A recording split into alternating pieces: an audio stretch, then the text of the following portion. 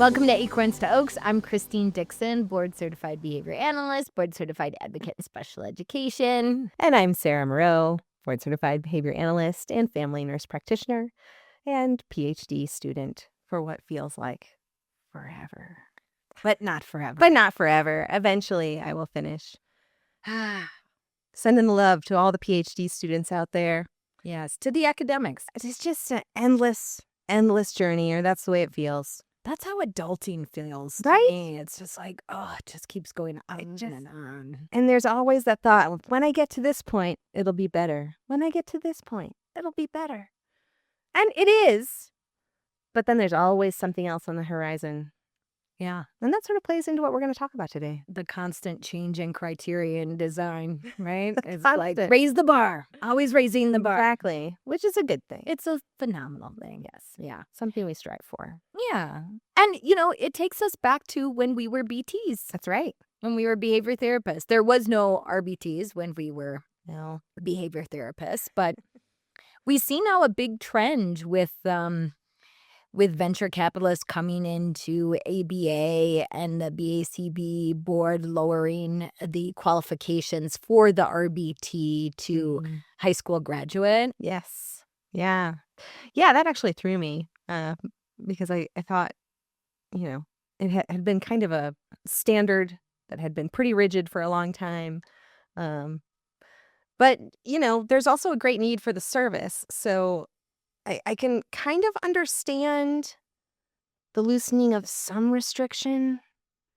Like here in this beautiful place that's quite rural. Yeah. There's a desperation for services. Yeah. Right. So, in some ways, lowering some of those boundaries might be helpful in that kind of a situation. But then there's always the worry of quality. And we see that every day. That is my biggest concern. Yeah. As CEO, I want to make sure that we are providing quality services and doing no harm. And that really starts with paying the RBTs a livable wage. Absolutely. It is a hard job. It is a tremendously difficult job. And to be honest, this is my opinion. I think education is power. I think life experience is a good thing. And I think ABA is really taught at a master's level, right? It's master's level grad work. So it can be quite challenging at times to get the RBTs up and going. Yes. Yes, it can be a challenge. And, the science really does rely on people that can implement the programs as we've written and can build rapport. And the skill set it takes to be a great RBT is really vast. It is so vast. And we should reward them because, one, you need to learn how and be good at going into a home environment with people you've never met and not making waves or having any faux pas and building rapport. And that in itself is a very difficult and challenging endeavor. And it can, for me at least, it has caused anxiety. Even now when I'm doing an assessment, when I'm meeting the family for the first time, I still kind of get the jitters. Yeah. Like I go, okay, I hope it goes well. So I usually say, and it usually goes very well. Yeah. So, but for the RBTs, it can be quite challenging. Like, as soon as you open the door or they're taking a long time to come to the door or is this the right house? Do I have the right address? Did I park in the right place? Is it the right time? Right. Am I going to get a ticket if I park on this street? Yeah. But the skill set is so vast, and you have to be great at working with kids. You have to be able to have great discernment in the moment when it comes to safety. Yeah. You need to know when to push, when to pull way, way, way back.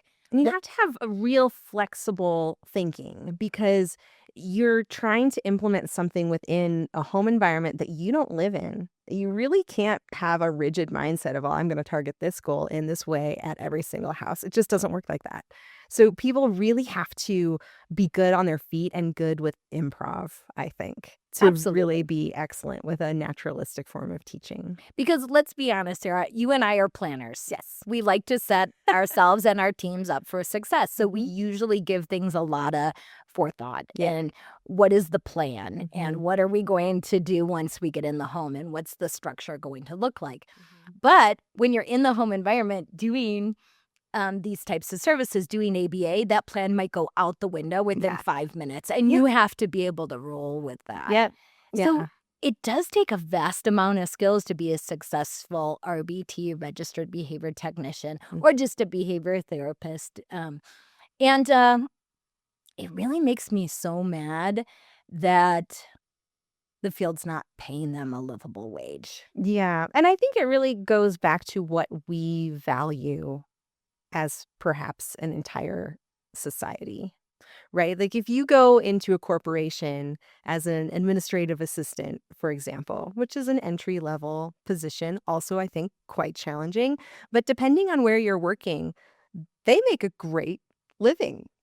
But when you're doing something in healthcare or any helping field, teaching, anything along those lines, we don't typically reinforce those people very well with money. And I think the reason for that is the structures behind it, right? So this is a medical service, and we are constantly working with funders to make sure that they can access these services. And the focus for those funders is on the bottom line, often. The focus is often for their shareholders. And that is a contingency that is not compatible with providing a living wage for these people that work so hard. Yeah. And you can see this, in my opinion, this is my opinion, you can see this from their websites Mhm. because they have this world global domination, like images on their website of like the earth from outer space. It's like this service is about kids and families and their values and norms. It's not about a, ethereal look Mm. at dominating the world, it bothers me when we see that. And it bothers me that RBTs get burnt out at these places that Mhm. are not paying them well or giving them respect or having an open door policy where they can discuss their challenges.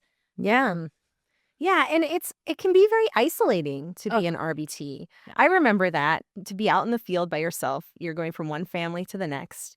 You'll see a supervisor, but maybe not every day, right? So if you're not at a company that you can feel you can reach out and say, hey, this happened today and it made me feel uncomfortable, where do you put those feelings? I think a lot of RBTs put that on themselves, and I think they take it home with them. And that can be really difficult if you're trying to maintain a level of work in addition to a level of life, right? To Yeah. find that balance, Oh, that's so it's difficult. very challenging. That's the hard part of adulting. It's I true. still find it exhausting. do too. I mean, as much success as we've had, I still find basic adulting to be exhausting. It really is. It's like put the dishes in the dishwasher, take the dishes out of the dishwasher. I mean, these executive functioning skills, which are vital to health, having clean dishes, keeping things sanitary, but just the daily ongoing, Right? like, And I'm always in awe of our staff members that work with children and families all day and then go home and have their own children and families that they need to attend to on top of that. It has to be just never ending, even more than a PhD.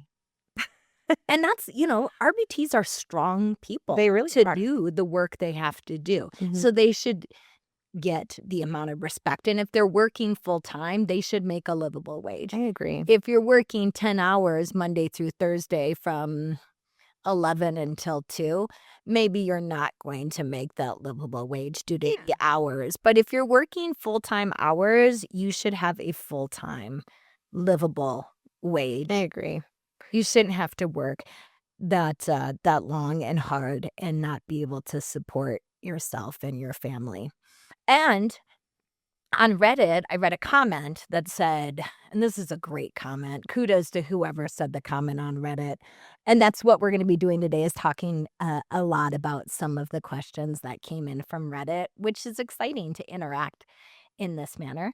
But they said no amount of positive praise is going to ever be greater than money. Yeah. I mean, why do you work a job, really? We work a job because we need to make a living. And, you know, I think many of us find a lot of meaning through our work, Yes. supporting families, supporting children, working in the hospital, wherever it is that you find you fit. I think that there is a lot of fulfillment that is not financial, but the primary reason in America that you have a job is to make a living.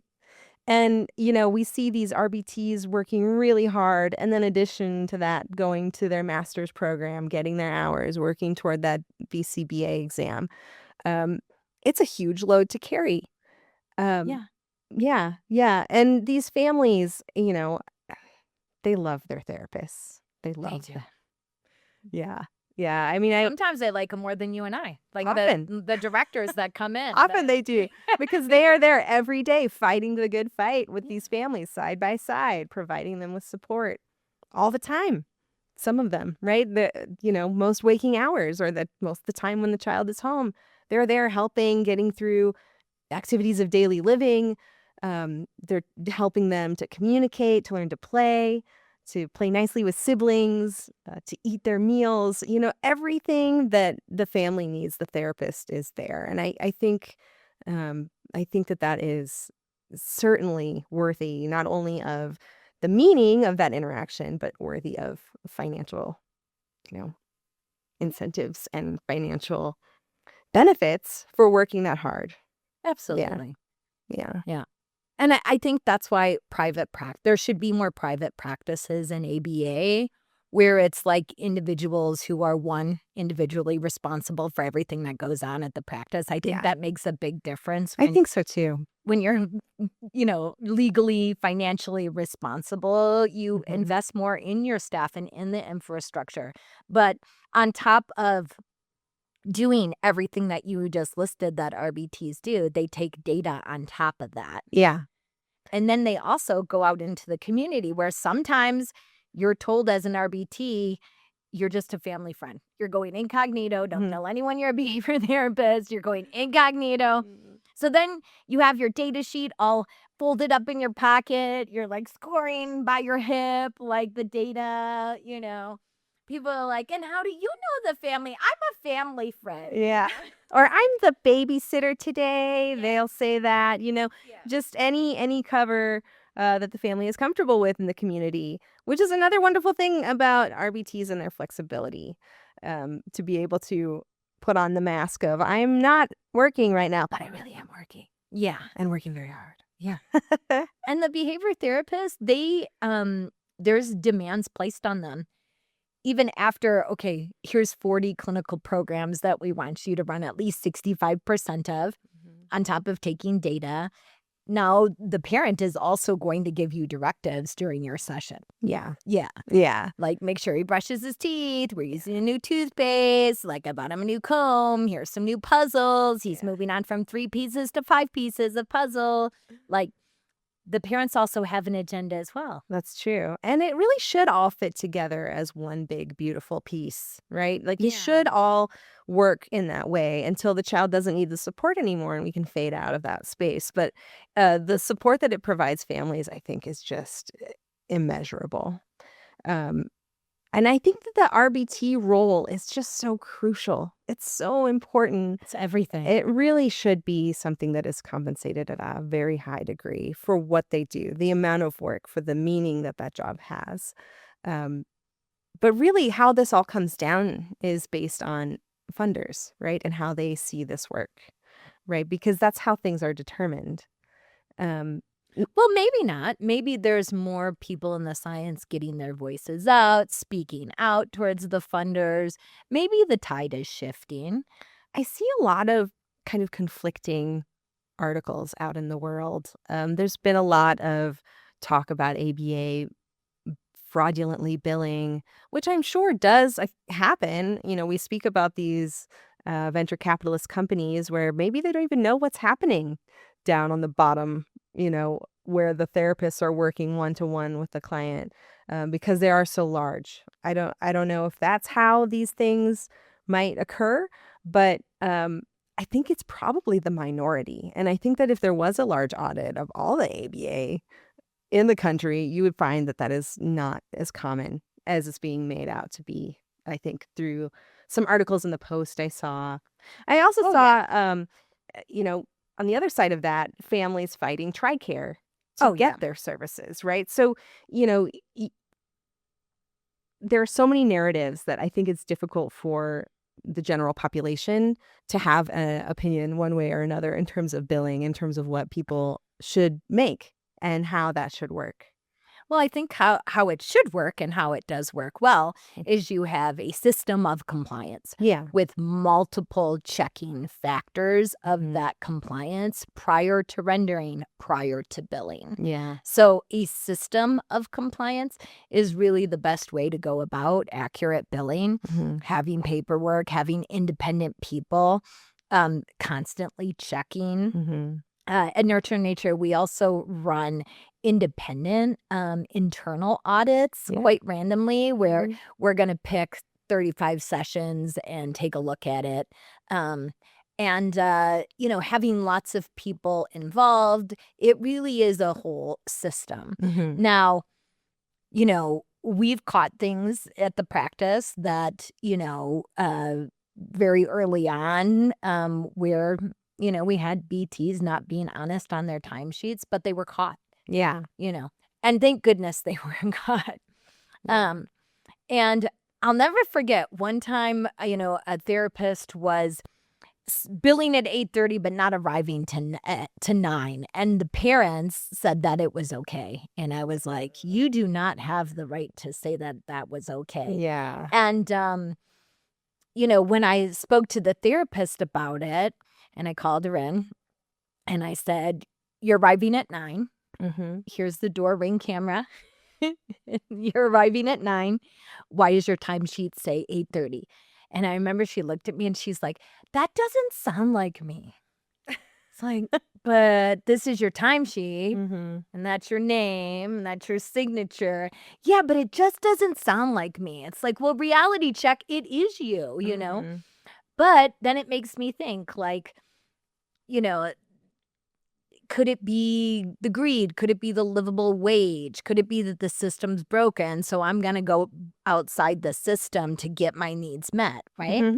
Yeah. So those are good questions to look at. But I think an ongoing cycle system of compliance that runs on a daily basis.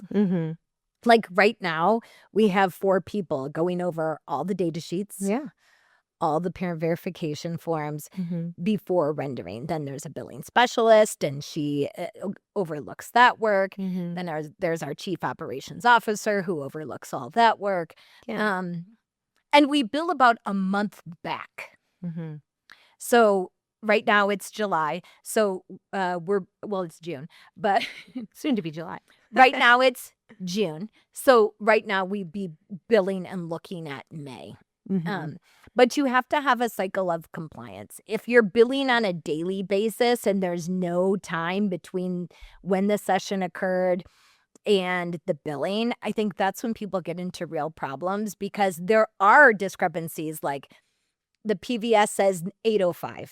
The data sheet says 8:07. Which is it, 8:05 or 8:07? So reconciling all that prior to rendering and billing is crucial. Yeah. Well, and mistakes are made when people are writing down their forms and talking at the same time, right? So, you know, it's good to have the double check in place. But that isn't industry-wide, right? That's just something Nurture and Nature does. No, that's not industry-wide. And so I would think that should be industry-wide.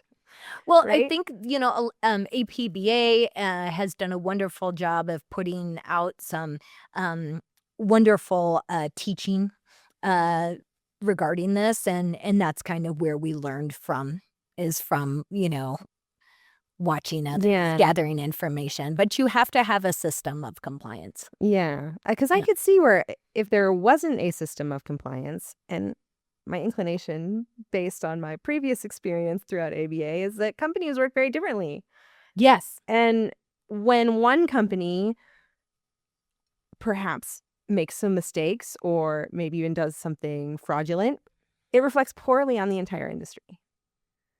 And so I do wonder if maybe that's something that leadership should be looking at in terms of how a standardized, basic expectation of how these things are carried out. And I Right. think they are. I Yeah. think CASP is looking at that.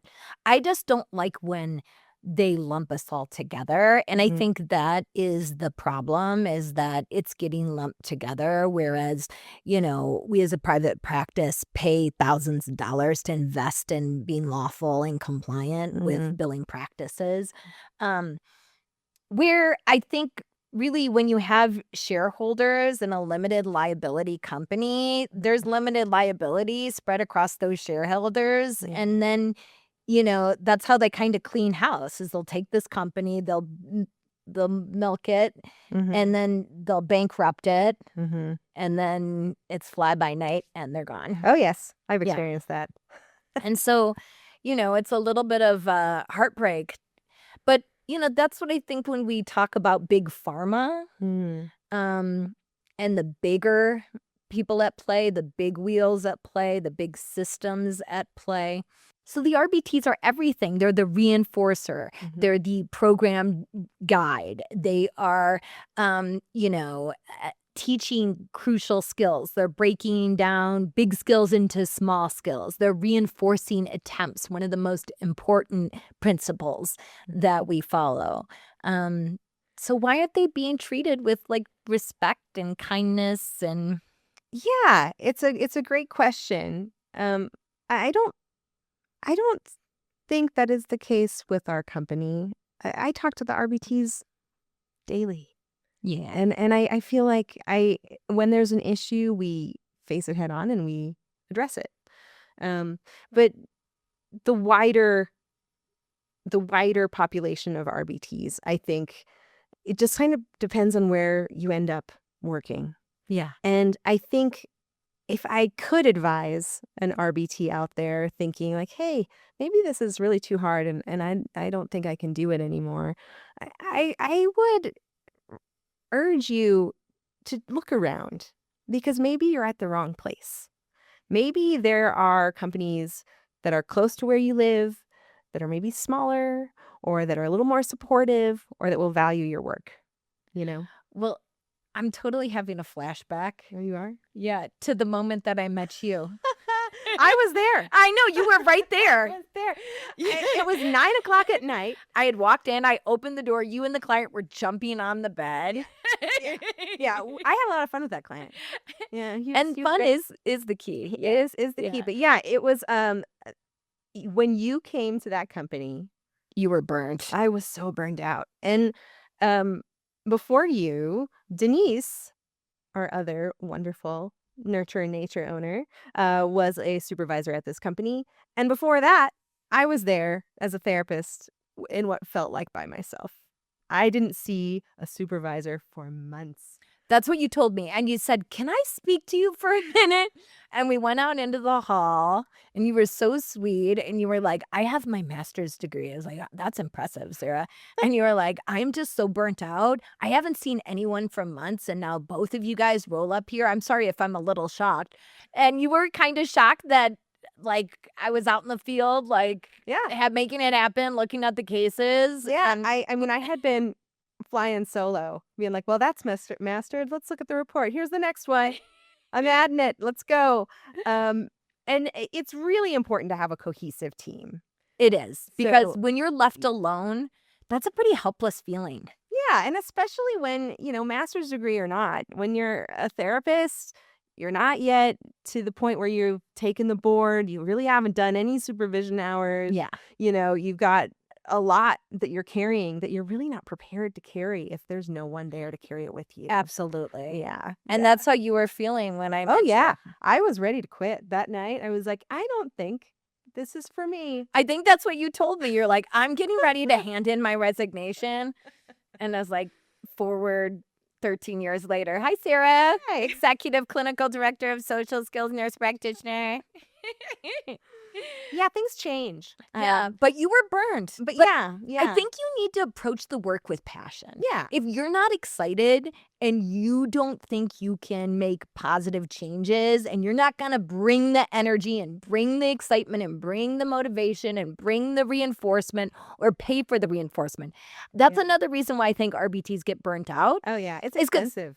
because companies don't provide the reinforcers Yeah. and the reinforcement. Yeah. And you need ongoing rotation Absolutely. of high magnitude reinforcers Yeah. to get the best amount of progress. Absolutely. My toys were my tools, and I did buy them all. My trunk was full of toys from over the years, different companies, you know. And it's really, I think that's something that's interesting too, because when I started as a behavior therapist, I had some pretty good training in PRT. Nice. Yeah, it was really hard at first. And one of the things that they emphasized was the percentage of acquisition goals that you ran versus the percentage of maintenance, right? So we want that high probability, high probability, high probability, and then a low probability, and then back to, so that we've got maintenance tasks that we know they can do, and then we'll give them confidence, and then we give them something a little harder, and then go back to those maintenance tasks. You're speaking of behavioral momentum. Correct. Yes. So that, just for everyone, it's easy task, easy task, easy task. I'm rocking these tasks. I'm going to attempt to do something a little bit more challenging. Yes. And it really helps with the internal covert mental behaviors, such as like, I'm doing it. I'm gaining confidence. I feel good about this. You know what? This is easy. I'm in a flow. Okay, I'll try something more challenging. Yes. Yeah. Yes. And I remember reflecting on that and thinking early in my work as a behavioral therapist, everything for the therapist is acquisition when you're early on in your career. Yes. So it can be, if you turn the lens on yourself as a therapist trying something new, trying to implement these things, running multiple cues, making sure you're following the child's lead, providing reinforcement. You're doing all of these things, right?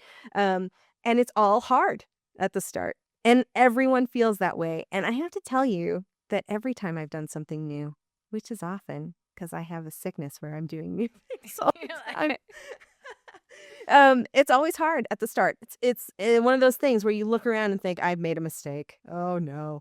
But then you get past that. And so if there are RBTs out there that are struggling early on, if you're feeling burnt out, look around and make sure that you're getting the support you need. But also know that every day you're learning new things. And one day you're going to wake up and you're going to be the best therapist at your company. It's just, you stay with it long enough and you bring all those things, that excitement, that fun. Yeah, that fun, that excitement. Right? Yeah. That connection, that will turn into tremendous work. Yeah. In the line. And learning how to reinforce people in general is a highly sought after skill, because you can apply that across your entire livelihood, friends, social. The hardest cases for an RBT, as I recall them, is when there was no reinforcers readily available. And I think I remember walking into a case that you were on, and there was like, you're like, I have these 3 PEX cards and there's really no reinforcers. I mean, we, in our private practice, we probably spend about $6,000 to $7,000 weekly on toys for our clients. Yeah. And that's an investment, but that is like having the motivation to get that child to the next level. That is creating ascent, providing choices, motivating that client to be calm, happy, productive, and engaged, right? It's bringing them into the activity. It's bringing them into what you're working on. Because if you think about it, if anyone came up to you and just said, hey, go do this thing, why? Yeah. And the same is true for our clients. I'm such a why person. Right? Why are we doing this? Why am I in this symposium? Why? Why? What is this? Why? I'm such a why person. Yeah. So I understand that. And it's so funny because, at this point, I've probably taught about 1,000 or more children to speak. And some of the reasons and the ways I'd usually do it is through pivotal response treatment. Yeah. I love that methodology. That's my jam. So, like, we'll have something that has a big show, like a rocket balloon, I love rocket and we'll balloons. pump it up. And I probably shouldn't do that hand gesture. And so we'll pump up the rocket balloon, and the rocket balloon will be this big.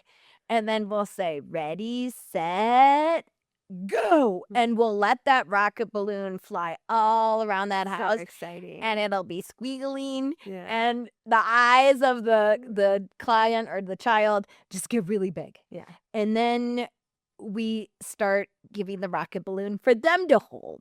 And we say, you say, oh, say go, say Yeah. go. And they're so excited about the rocket balloon that they usually make an attempt Yeah. to say go.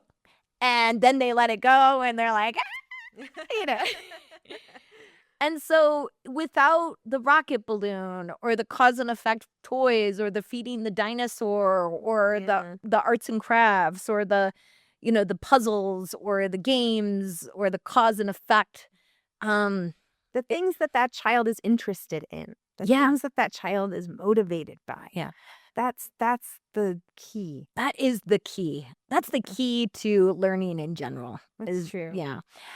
So RBTs can get really, really burnt out when companies aren't investing in these types of high magnitude reinforcers. It makes their job so much harder because Yeah.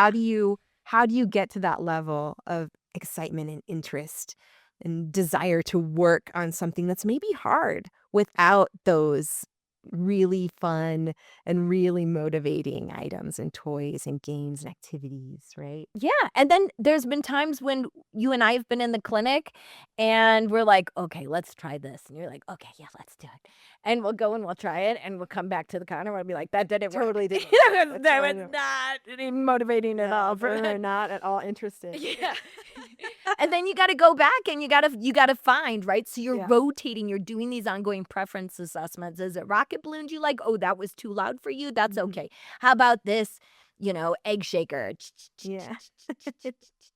You know, are you into that? Do you want to play music? Yeah. Do you want to see visual stimulation? Like, and really finding the right reinforcers and doing those preference assessments and Absolutely. having companies invest in sensory toys, cause and effect toys, bubbles, high magnitude reinforcers, stickers, visuals, token charts, Yeah. you know, things, visual representations of progress. Absolutely. All those things are highly motivating, right? That's Yeah. why Yeah. when, you know, people are raising money, they have that big thermometer, right? And they're Yeah. like, we're almost to the $5,000 mark, right? Because people like to see visual progress. Yeah. It's good for the brain. It's Yeah. like changes are happening. And Yeah. it's a subtle thing that allows us to know that we're learning and growing. Absolutely. Yeah. But when companies don't invest in that and they're like, here's a sticker Yeah. and 3 PEX cards, Right. Go make it work. they're going to burn out. Yeah. Because we're setting them up for an impossible task. Yeah, they're just impossible. expending so much energy just to try to find a way to get in with that client, to get them to be focused and excited, right? Yeah. And there are some that are spectacular at this that could go into a house with nothing. Yeah. And sing songs and be silly and play games and be the fun person, right? Yeah. But that's a skill that's learned. And, you know, for some, I think it's a talent that they just happen to have, maybe from previous experiences. But I just think back to my early days as a therapist, thinking like, oh, man, here I go.